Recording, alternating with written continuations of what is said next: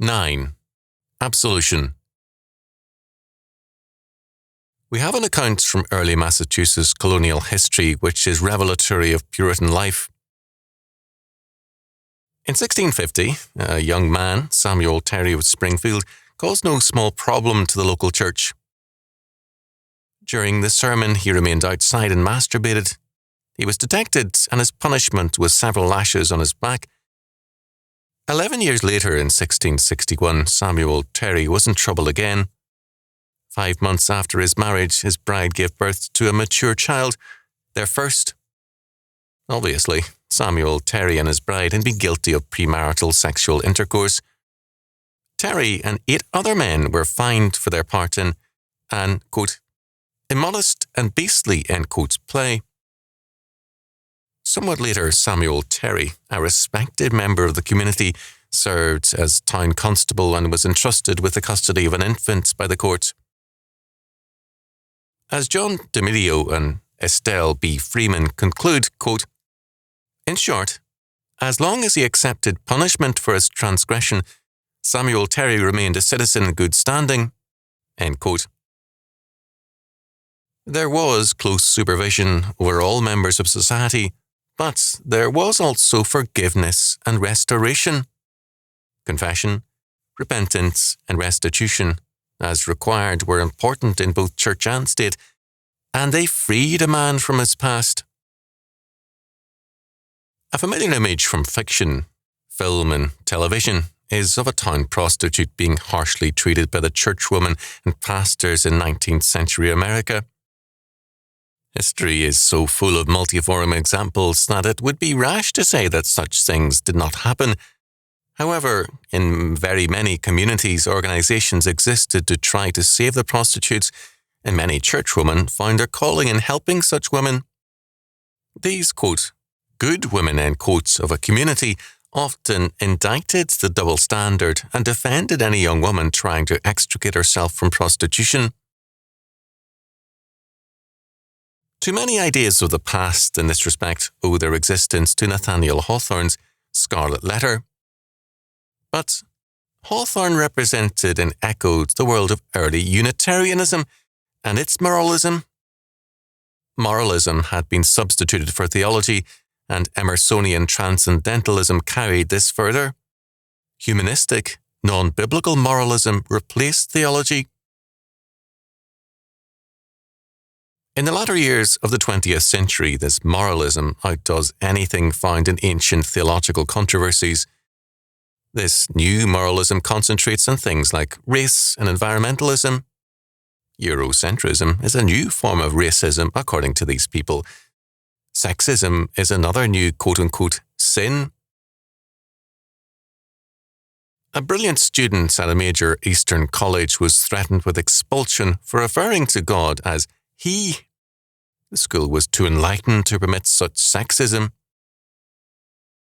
At this same school, at the last moment, a young historian was denied his doctorate when it was discovered that he was a Christian, a Calvinist. He was excommunicated from the academic community. Moreover, in this humanistic faith, forgiveness is conspicuously absent. What the Puritans did in this area was nothing new, although they were more systematic about it. A condemned murderer was exhorted by the judge to repent before the time of death. Pastors visited him in prison. If he repented, his execution was attended by dignitaries to celebrate his faith and homegoing to heaven. In the medieval era, kings and emperors were at times compelled not only to confess their sins, but also to make public penance prior to their restoration to communion with the Church and Christians. There was absolution. Absolution means the act of setting free or loosing. It is the prerogative of God alone, but it can be administered by man or the Church when done in conformity to God's law. Since it is God's law that the sinner violates, the terms of remission must again be in conformity to God's law. This was recognized by the Jews who held, "Who can forgive sins but God alone?" Luke 5:21. For this reason, when Jesus, on his own authority, proclaimed the remission of sins, it was regarded by the Jewish religious leaders as blasphemy and as a claim to be God. The early church held that because baptism had to be preceded by faith and repentance, in adults it was the first repentance. A problem arose in that many were fearful that after baptism there could be no further remission of sins for fresh sinning. Some thus postponed baptism until near death. Others held to a, quote, second repentance, end quote, and a second forgiveness of sins and absolution. In this area, Tertullian is of interest in that his drift into Montanism was manifest in various earlier and somewhat anti-Montanist writings, such as On Repentance.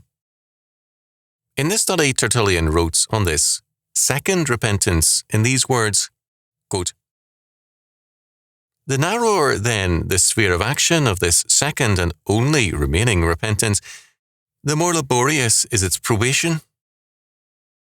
In order that it may not be exhibited in the conscience alone, but may likewise be carried out in some external act.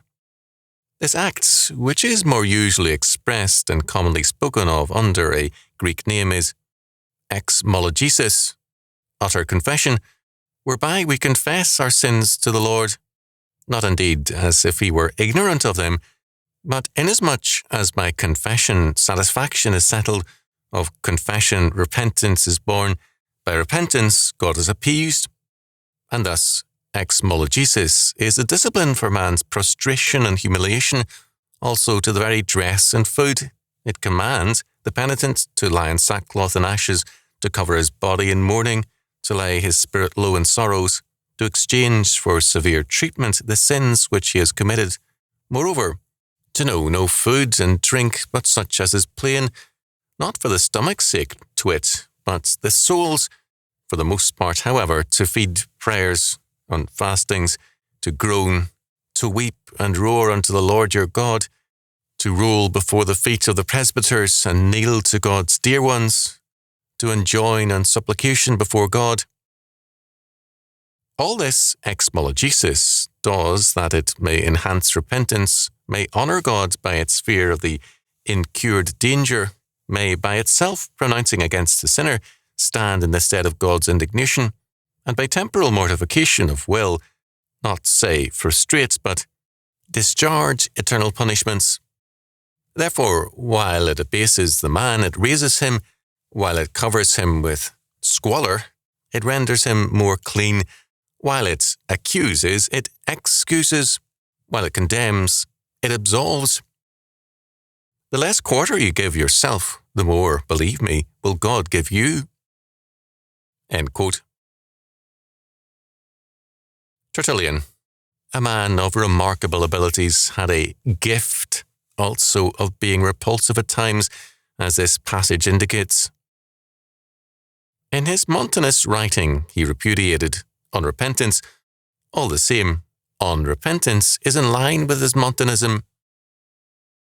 The Montanists saw themselves as the spiritually minded Christians who stressed the Holy Spirit and were morally superior to Catholic Christians, whom they called the psychici, the carnally minded. They condemned second marriages, they required rigid fasts, advocated celibacy, and courted martyrdom. They held to a developing Christianity, and they belonged to the age of the Spirit. For them, religion had 4 stages. First, men had a natural religion and an innate idea of God. Second was the age of the Father and Law, a legal religion. Third was the gospel religion of Jesus Christ. Fourth came the new revelation of the Paraclete, the Spirit. The Spirit, for Montanism, is like a thunderbolt which strikes man. Instead of working in the natural order, for Montanism, the Spirit intervenes in a devastating power.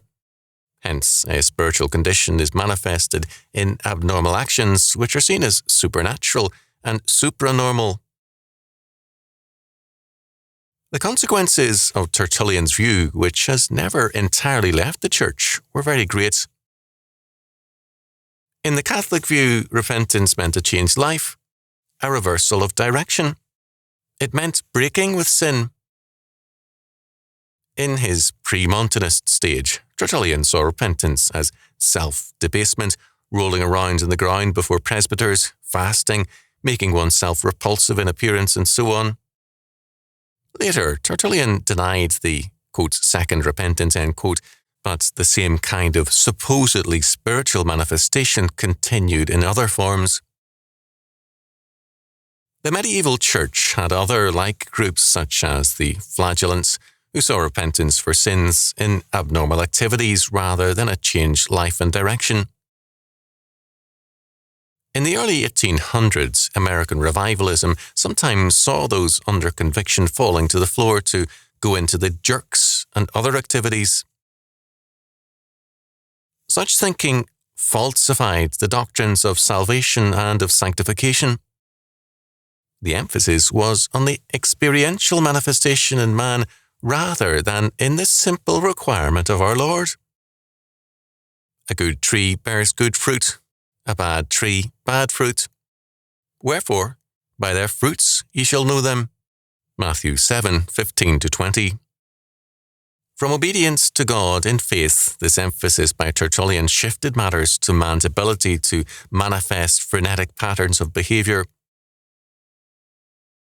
Now, the word frenetic is related to the word frantic, and Montanism and its successors have provided a frantic version of the faith.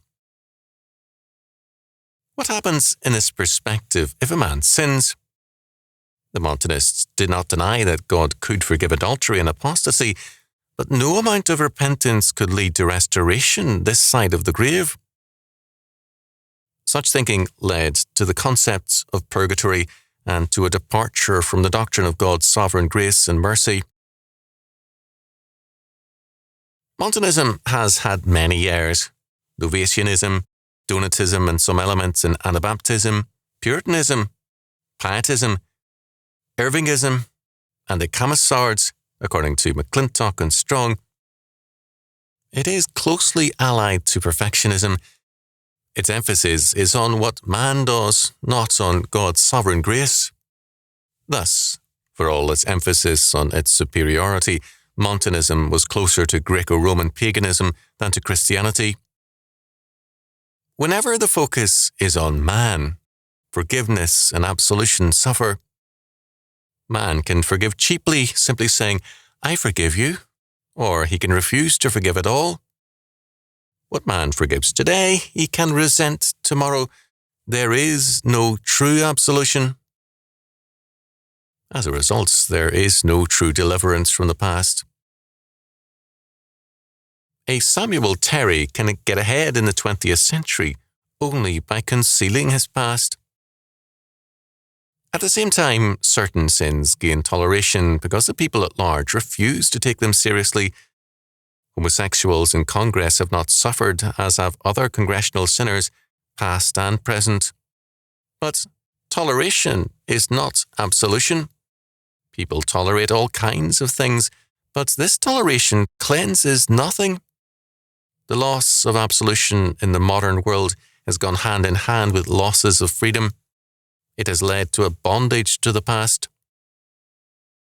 Sins unforgiven are sins that remain.